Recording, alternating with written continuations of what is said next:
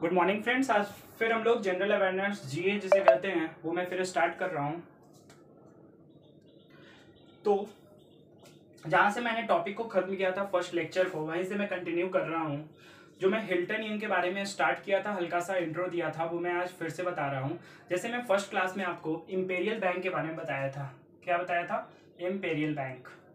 जो imperial bank जो बना था वो कब बना था? 1921 में बना था। ठीक है, तो 1921 में कौन कौन सा बैंक को मर्ज करके बना था, रिकॉल कर लेते हैं। बैंक ऑफ बंगाल को मर्ज किया गया था, बैंक ऑफ मद्रास को मर्ज किया किया था, और किसे?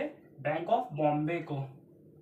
बैंक ऑफ बॉम्बे को, ये तीनों बैंक को मर्ज करके इंपेरियल बैंक बनाया गया था। ठीक है, ब्रिटिश के द्वारा। तो यहाँ पे क्वेश्चन आता है कि ये इंपेरियल बैंक सक्सेसफुल तो जरूर रहा था, बट हिल्टन यंग जो थे वो चाहते थे कि भारत में एक ऐसा बैंक हो जो बैंकों के लिए बैंक का काम करे, सरकार के लिए बैंक का काम करे, करेंसी को इशू करे, करेंसी को मार्केट में मैनेज करे, बस पब्लिक से डायरेक्ट इंटरेक्शन नहीं चाहते थे कि उस एक ऐसा बैंक हो भारत में, एक ऐसा अपेक्स बॉडी हो जिसका पब्लिक से डायरेक्ट इंटरेक्शन हो। पब्लिक से डायरेक्ट इंटरेक्शन का मतलब यहाँ पे ये है, जैसे आपका किसी भी बैंक का ब्रांच होगा, आप जाते होंगे तो वहां पे डायरेक्ट आप इंटरेक्ट कर सकते हैं बैंक से, लेकिन भारत में एक ऐसा बैंक चाहते थे वो कि जिसका पब्लिक से कोई इंटरेक्ट ना हो, और जिस बैंक का पब्लिक से इंटरेक्शन नहीं होगा वो खुद के इंटरेस्ट के बारे में तो सोचेगा नहीं। जैसे कोई भी अभी जिस जिस बैंक का पब्लिक से इंटरेक्शन होता है, जैसे पंजाब नेशनल बैंक, एसबीआई और बहुत सारा बैंक है, वो क्या चाहेगी कि मेरा बैंक का भी तो प्रॉफिट और मार्जिन ज्यादा हो। तो बट हिल्टन यंग जो थे वो ये चाहते थे कि भारत में एक ऐसा बैंक बने, ऐसा एपेक्स बॉडी बने जिसका पब्लिक से कोई भी डायरेक्ट इंटरेक्शन ना हो। ठीक है, एक मिनट। ओके, सेटअप को चेक करना पड़ता है कभी कभी, नहीं तो फिर गड़बड़ हो जाता है। Then I will continue. तो मैं ये बता रहा था कि हिल्टन यंग जो थे वो चाहते थे, तो एक रॉयल कमीशन जो था, एक रॉयल कमीशन था जिसका 1920 में गठन हुआ था। रॉयल कमीशन 1920 में इसका गठन हुआ था। इसका जो पूरा नाम था वो था royal commission on Indian currency and finance. Royal commission on Indian currency and finance. ठीक है, इसका पूरा नाम ये था। और इसी कमीशन के जो हेड थे वो थे हिल्टन यंग। कौन थे? Hilton young. ठीक है, तो हिल्टन यंग ने क्या किया 1926 में हिल्टन यंग ने एक ब्रिटिश लेजिस्लेटिव में, ब्रिटिश उस टाइम क्या होता, ब्रिटिश का राज था तो उस टाइम ब्रिटिश लेजिस्लेटिव हुआ करता था, ब्रिटिश लेजिस्लेटिव असेंबली में अपना एक बिल बना के प्रपोजल भेजा। ब्रिटिश लेजिस्लेटिव असेंबली में 1926 में इसी मुद्दे पे एक बिल बनाया, अपना एक प्रपोजल दिया। कहां? ब्रिटिश लेजिस्लेटिव असेंबली में। बट 1926 में जो ये बिल भेजा वो क्या किया गया? डिनाई कर दिया गया। डिनाई किया गया था, ध्यान रखिएगा, डिनाई, रिजेक्ट नहीं किया गया था, डिनाई कर दिया गया था ब्रिटिश लेजिस्लेटिव असेंबली के द्वारा। डिनाई और रिजेक्शन में अंतर होता है। डिनाई का मतलब वो बिल को कुछ दिन तक एज अ रख लिया गया था, उस स्थगित कुछ दिन के लिए कर दिया गया था, पूरी तरह से इसे रिजेक्ट नहीं किया गया था। ठीक है, तो 1926 में इस बिल को क्या कर दिया गया था? डिनाई कर दिया गया था। फिर क्या हुआ 1933 में फिर से हिल्टन यंग ने इसी मुद्दे पे फिर से एक बिल बनाया, प्रपोजल दिया। कहां? ब्रिटिश लेजिस्लेटिव असेंबली में। और इस बार जो था एक और बात का उन्होंने इस बिल में कोट किया, जो उस टाइम भीमराव अंबेडकर साहब ने एक बुक लिखा था। भीमराव अंबेडकर साहब ने एक बुक लिखा था जिसका नाम था problem on Indian rupee and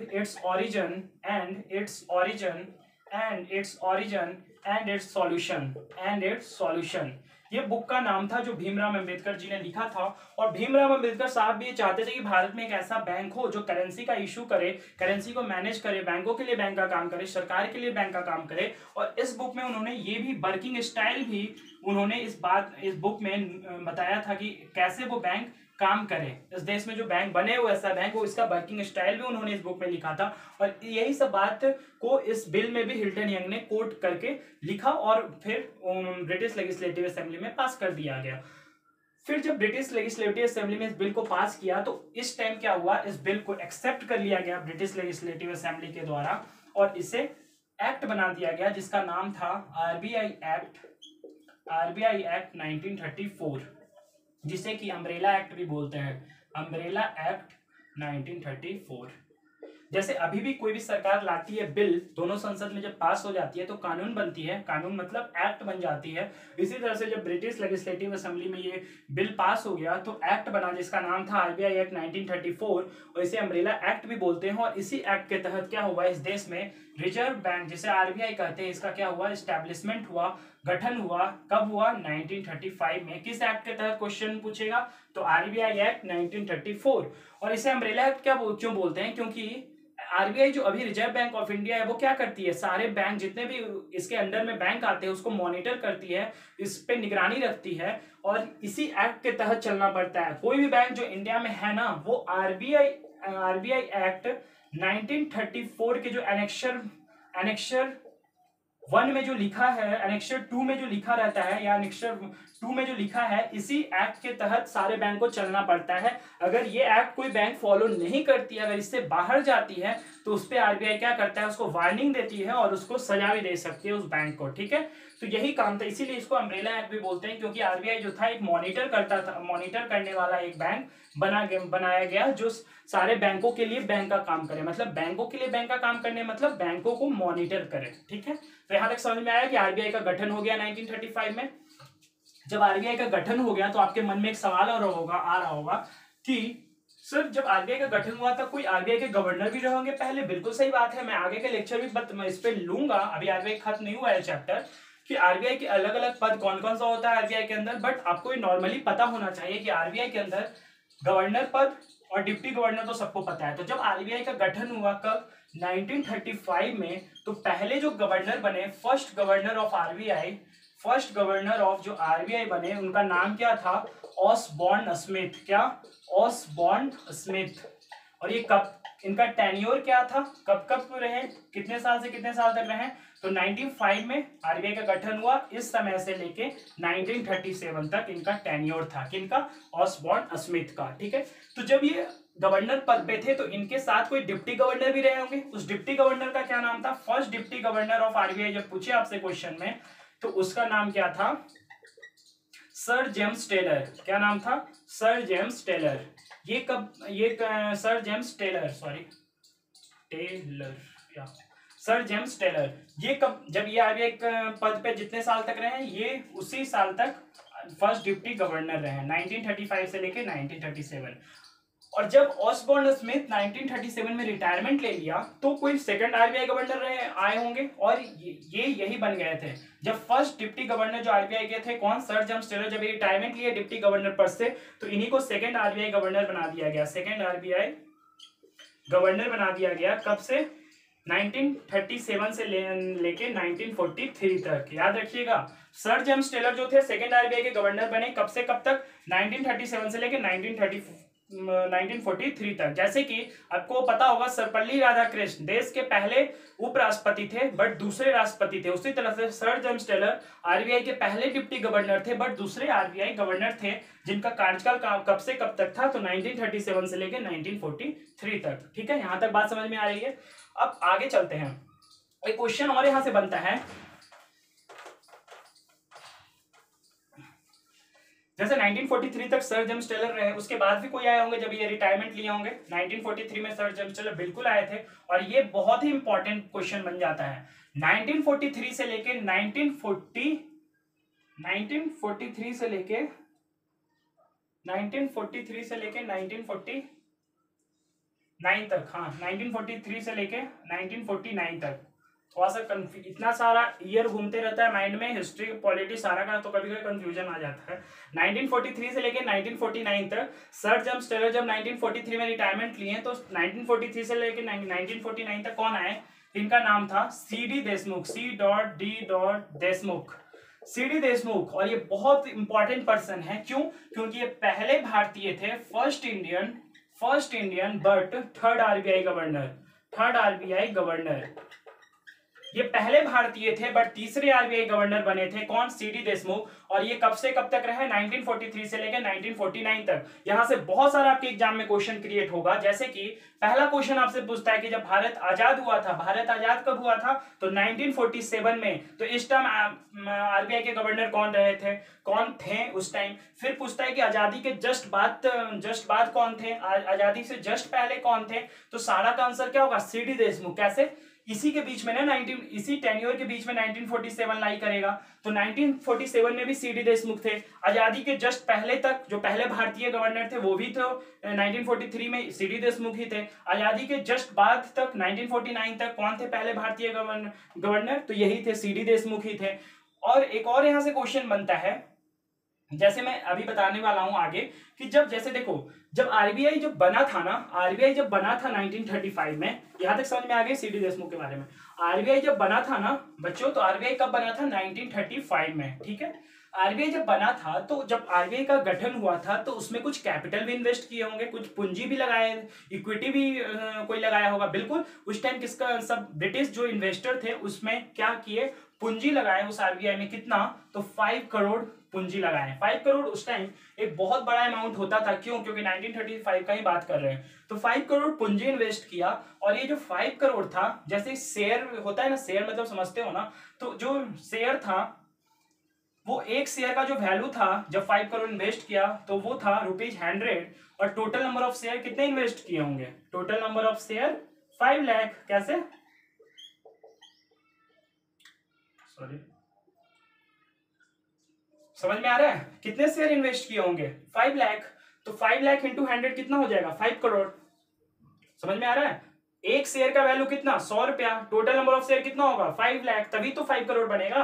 बिल्कुल सही बात है। तो जो ब्रिटिश जो ये थे इन्वेस्टर थे वो 5 करोड़ क्या किए? मनी इन्वेस्ट किए। ठीक है, कहां? आरबीआई में। लेकिन एक बात बताओ, जब भारत आजाद हुआ 1947 में तो सारे अंग्रेज तो चले गए, तो अपना पूंजी भी तो लेके गए होंगे। नॉर्मल सी बात है, अपना संपत्ति तो ले जाएंगे ना भाई, अपना छोड़ के क्यों जाएंगे? तो ये 5 करोड़ जो था, जो इन्वेस्ट किए थे, वो अपना क्या किए? लेके चले गए। तो क्या हुआ उस टाइम जो था आरबीआई, जब पैसा खाली हो गया तो आरबीआई जो है बहुत संकट में आ गया था, क्योंकि फाइनेंशियल प्रॉब्लम आ गया, अच्छा से काम नहीं कर पा रहा था। तो क्या किया गवर्नमेंट ऑफ इंडिया, जब 1 अप्रैल 1949 को आरबीआई को नेशनलाइज कर दिया। मतलब आरबीआई का राष्ट्रीयकरण कर दिया। आरबीआई को कब राष्ट्रीय नेशनलाइजेशन हुआ आरबीआई का? तो 1 जनवरी, आई एम रियली सॉरी, 1 जनवरी 1949 को क्या किया गया? आरबीआई का राष्ट्रीयकरण कर दिया गया। नेशनलाइजेशन भी मैं एक टॉपिक लाऊंगा, बट सिंपल सा समझिए, नेशनलाइजेशन का मतलब क्या होता है कि कोई भी बैंक अगर नेशनलाइज हुआ, इसका मतलब उसमें गवर्नमेंट का भी स्टेक होगा। गवर्नमेंट का स्टेक मतलब गवर्नमेंट का भी हिस्सेदारी होगी। और नॉर्मल जो होती है वो 51% की होती है। अगर कोई भी अभी नेशनलाइज बैंक है जैसे पंजाब नेशनल बैंक, ये सब, तो उसमें गवर्नमेंट का शेयर कितना होता है? 51%। मतलब गवर्नमेंट का भी हिस्सेदारी होती है कितना? 51%। तो एक बात बताओ, जब नेशनलाइज हुआ तो यहां से एक और क्वेश्चन बन जाता है कि जब आरबीआई का नेशनलाइजेशन हुआ था तो उस टाइम कौन थे आरबीआई गवर्नर? तो उस टाइम भी कौन थे? सीडी देशमुख। बोलोगे कैसे? सीडी देशमुख का टेन्योर कितने से कितने तक था? अभी मैंने बताया था 19 कहां से 1943 से लेके 1949 तक। तो 1949, अब तो तुम बोलोगे 1949 तक ही रहे थे, तो फिर नेशनलाइजेशन तो हुआ 1 जनवरी 1949 को। तो ये तो रिटायरमेंट ले लिए होंगे? बिल्कुल नहीं। कोई भी जो सरकारी पद पे इंसान होता है वो रिटायरमेंट या तो कब लेता है? मंथ के आखिरी तारीख में लेगा ना, पहले तारीख में कोई रिटायरमेंट थोड़ी ना लेता है। लेकिन जो नेशनलाइजेशन हुआ था वो 1 जनवरी को हुआ था। और उस टाइम कौन थे? अगर रिटायरमेंट भी लिए होंगे 1949 में तो जनवरी के आखिरी तारीख में लिए होंगे। तो पहले 1 जनवरी को आरबीआई के गवर्नर कौन ही रहे होंगे? सीडी देशमुख ही थे। समझ में आ रहा है यहाँ पे क्वेश्चन? तो ये सब था सीडी देशमुख से इंपॉर्टेंट क्वेश्चन क्या क्या बन सकता है। अब मैं आगे मूव करता हूं। अब एक और क्वेश्चन यहाँ से क्रिएट होता है कि अच्छा ये बताओ कि जब आरबीआई का गठन हुआ 1935 में, तो इसका हेडक्वार्टर रहा होगा, कहां पे गठन हुआ होगा? कोई जगह हुआ होगा। तो सबसे पहले जो आरबीआई का एस्टैब्लिशमेंट हुआ था वो हुआ था कलकत्ता में। कलकत्ता, जिसे अब बोला जाता है कोलकाता। ठीक है, तो कलकत्ता में इसका क्या हुआ था? हेडक्वार्टर रहा होगा, जिसे कि 1937 में इसका शिफ्ट करके कहां कर दिया गया? कोलकाता कर दिया। कहां? 1937 में कहां कर दिया गया? सॉरी 1937 में मुंबई कर दिया।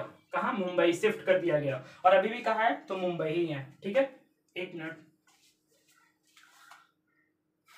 ठीक है, तो 1937 में कहाँ है, मुंबई ही है। यहाँ तक बात समझ में आ रही है। अब मैं आगे मूव करता हूँ। तो आगे मैं बताने जा रहा हूँ कि 1937 में मुंबई ही इसका हेडक्वार्टर है।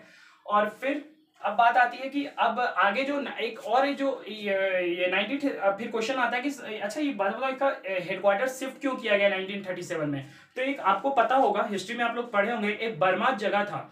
बर्मा जो है भारत से अलग हुआ था कब, 1937 में जो था वो बर्मा भारत से अलग हुआ, जिसे आप लोग म्यांमार के नाम से जानते हैं। बर्मा भारत से अलग हो गया, एक कंट्री बन गया। तो 1937 में क्या हुआ, बर्मा जो है भारत से अलग हो गया, और इसलिए इसका जो हेडक्वार्टर था, और उस टाइम बर्मा के लिए भी आरबीआई जो था काम करता था, और पाकिस्तान के लिए भी बैंक का काम करता था, और भारत के लिए भी काम करता था। लेकिन जैसे ही भारत जब अलग हुआ, बर्मा जब अलग हुआ भारत से, तो उसका जो हेडक्वार्टर था आरबीआई का, वो कलकत्ता से कहां शिफ्ट कर दिया गया, मुंबई में। ठीक है, यहां तक बात समझ में आ रही है। बिल्कुल, आगे मूव करते हैं। अब यहां तक बात समझ में आ गई, कौन कौन गवर्नर थे, क्या क्या गवर्नर थे। फिर बात आती है कि अच्छा ये बात बताओ,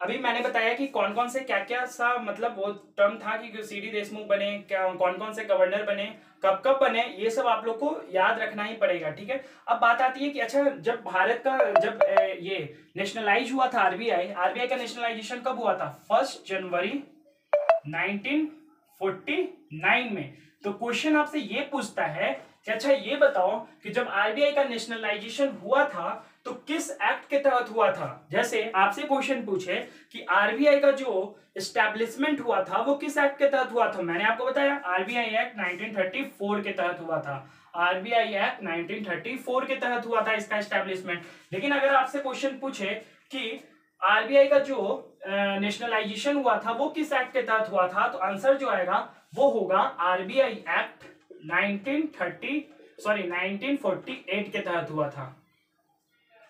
तो कंफ्यूज मत होइएगा, अगर आपसे पूछा जाए कि 1949 में जो नेशनलाइजेशन हुआ था आरबीआई का वो किस एक्ट के तहत हुआ था, तो आरबीआई एक्ट 1948 के तहत हुआ था। लेकिन आरबीआई का जो एस्टैब्लिशमेंट हुआ था वो किस एक्ट के तहत हुआ था, तो आरबीआई एक्ट 1934 के तहत हुआ था। और एक और क्वेश्चन यहां से बन सकता है कि जो आरबीआई एक्ट 1948 था इसका पूरा नाम क्या था, तो इसका पूरा नाम था transfer to public ownership from private entity. समझ में आ रही है एक बात, transfer to public ownership from private entity, मतलब कि ये जो पहले क्या था, आरबीआई में जो पूंजी इन्वेस्ट किया गया था वो तो प्राइवेट बॉडी का था, ब्रिटिश का था। तो ये क्या था, पहले आरबीआई प्राइवेट बॉडी हुआ करता था, लेकिन अब क्या हुआ, इसी आरबीआई एक्ट 1948 के तहत ना आरबीआई का नेशनलाइजेशन हुआ, मतलब पब्लिक ऑनरशिप में आ जाना, मतलब गवर्नमेंट का भी हिस्सेदारी आ जाना इसमें। तो गवर्नमेंट का हिस्सेदारी आ गया, कहां से शिफ्ट किया गया, प्राइवेट एंटिटी से पब्लिक ऑनरशिप में इसको शिफ्ट कर दिया गया। ठीक है, यहां तक बात समझ में आ रही है। तो फिर से मैं, और यहां से एक और क्वेश्चन आपको क्रिएट हो सकती है जिसे आप लोग करंट अफेयर के तौर पे भी याद रखिएगा, जिसे आपको पता भी होगा अगर आपसे कोई पूछे कि आरबीआई के पहले आरबीआई के जो अभी प्रेजेंट गवर्नर है उनका नाम क्या है, तो आरबीआई के जो प्रेजेंट गवर्नर है उनका नाम है शक्तिकांता दास। क्या, शक्तिकांता दास जो अभी आरबीआई के गवर्नर है उनका नाम क्या है, शक्तिकांता दास। अच्छा एक बात बताओ, एक और मैं इंटरेस्टिंग बात आप लोग से शेयर करना चाहता हूं कि अभी तक कोई भी महिला गवर्नर नहीं बनी है भारत के इतिहास में। क्यों, ऐसा क्यों है, इसका रीजन है, जब मैंने अभी उर्जित पटेल का आपसे नाम शेयर किया था कि उर्जित पटेल जब आरबीआई के गवर्नर बने थे तो उस टाइम एक महिला कैंडिडेट भी हिस्सेदारी थी, जिसका नाम मैं भूल गया हूं, थोड़ा सा रिकॉल नहीं है माइंड में, बट हाँ एक महिला कैंडिडेट भी थी उनके मतलब ऑपोजिशन में जो वो खड़ी थी, लेकिन वो बस एक कारण की वजह से वो नहीं बन पाई, नहीं तो एक इतिहास ही बन जाता, जनरल नॉलेज का क्वेश्चन ही क्रिएट हो जाता कि अभी तक कोई महिला ऐसी बनी नहीं है कि जो डिप्टी गवर्नर जरूर बनी है लेकिन कोई भी मतलब गवर्नर पद तक नहीं गए। इसका रीजन था कि जो महिला कैंडिडेट खड़ी हुई थी उर्जित पटेल के अपोजिशन में, वो पीओ पद पे सर्व कर चुकी थी। और कोई भी व्यक्ति जो पीओ पद पे सर्व कर चुका है बैंक के अंदर वो गवर्नर पद तक नहीं जाता है, ठीक है। गवर्नर पद तक वो नहीं जा पाता है, वो सिर्फ और सिर्फ डिप्टी गवर्नर तक ही अपना पदभार संभाल सकता है। ये इंटरेस्टिंग को मतलब जानकारी जो था मैं आप लोग से शेयर कर दिया, ठीक है। तो आज के लिए बस इतना ही रखते हैं, नहीं तो बहुत ज्यादा डोज हो जाएगा। तो मैं फिर से रिकॉल करवा देता हूँ सारी बातें जिससे आपको याद रखे। हिल्टन यंग का सिर्फ मोटो ये था कि भारत में एक ऐसा बैंक बने जो बैंकों के लिए बैंक का काम करे, सरकार के लिए काम करे, करेंसी इशू करे, करेंसी मैनेज करे, बट पब्लिक से उसका डायरेक्ट इंटरेक्शन ना हो। पहला पॉइंट। दूसरा पॉइंट था कि आरबीआई के जब गठन हुआ तो पहले हेडक्वार्टर कहाँ था? कलकत्ता में था, फिर बाद में कहाँ हो गया? मुंबई में। क्यों हुआ? क्योंकि बर्मा जो था वो भारत से अलग हो गया था, ठीक है, 1937 में। तो याद रखिएगा। फिर क्वेश्चन आता है कि जब आरबीआई गठन हुआ तो पहले गवर्नर कौन थे? Osborne Smith. कब से कब तक रहे? तो 1935 से लेके 1937। और जब वो गवर्नर पद पे थे तो ड्यूटी गवर्नर पे कौन थे? तो सर जेम्स टेलर। कब से कब तक रहे? तो 1937 से लेके 1930 मतलब 1935 से लेकर 1937 रहे। और जब ऑसबॉर्न स्मिथ रिटायरमेंट लिए तो कौन गवर्नर बने? Second governor? तो सर जेम्स टेलर ही बने। कब से कब तक? तो 1937 से लेके 1943 तक। उसके बाद कौन बने? तो सीडी देशमुख। यहां तक बात समझ में आ गई। और मैं अभी आपको बता भी दिया था कि जो नॉर्मल जो टेन्योर होता है ना, नॉर्मल जो टेन्योर होता है आरबीआई गवर्नर का, वो कितना होता है? 3 साल, ठीक है। 3 साल का टेन्योर होता है, ठीक है। और ये जो टेन्योर होता है ना, तो ये टेन्योर आरबीआई का गवर्नर का नॉर्मल टेन्योर होता है। और ये गवर्नमेंट ऑफ इंडिया चाहे तो इसे एक्सटेंड भी कर सकती है, इसे घटा भी सकती है, या खुद अपने वॉलेंटियर कारण के वजह से, वॉलेंटियर रीजन के वजह से ये रिटायरमेंट ले सकते हैं। तो आज के लिए बस इतना ही। आगे फिर मैं यहीं से एक्सटीड करूंगा। अभी आरबीआई टॉपिक खत्म नहीं हुआ। Take care. आई होप आप लोग को समझ में आया होगा। मैं अपना मेहनत लगाता हूँ समझाने की, बट अभी एक्सपीरियंस उतना नहीं है। सो आप लोग सपोर्ट करिए, व्यू करिए, इससे मेरे को मोटिवेशन मिलेगा। थैंक्स।